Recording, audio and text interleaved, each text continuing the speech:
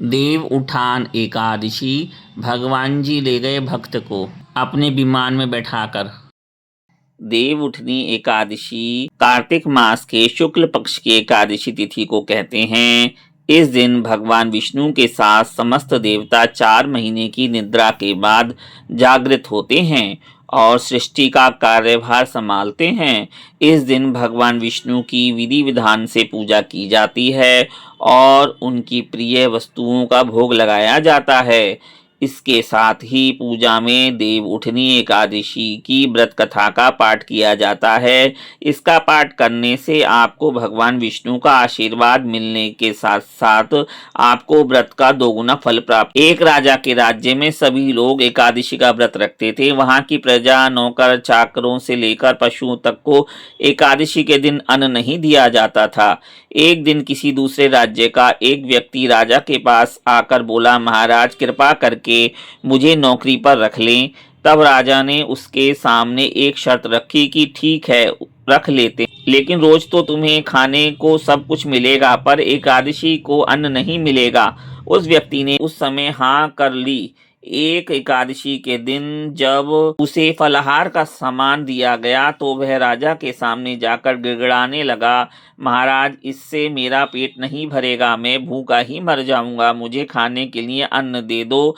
राजा ने उसे शर्त की बात याद दिलाई, फिर भी वह अपनी बात पर अड़ा रहा और अन्न छोड़ने को राजी नहीं हुआ। तब राजा ने उसे आटा, दाल, चावल आदि दिए। वह नित्य की तरह नदी पर पहुंचा और स्नान कर भोजन पकाने लगा।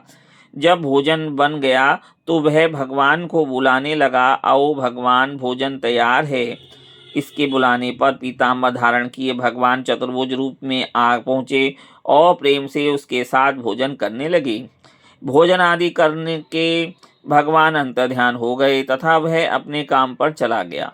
15 दिन बाद जब अगली एकादशी को वह राजा से कहने लगा कि हे महाराज, मुझे दोगुना सामान दीजिए, उस दिन तो मैं भूखा ही रह गया। राजा ने कारण पूछा तो उसने बताया कि हमारे साथ भगवान भी खाते हैं, इसलिए हम दोनों के लिए ये सामान पूरा नहीं होता।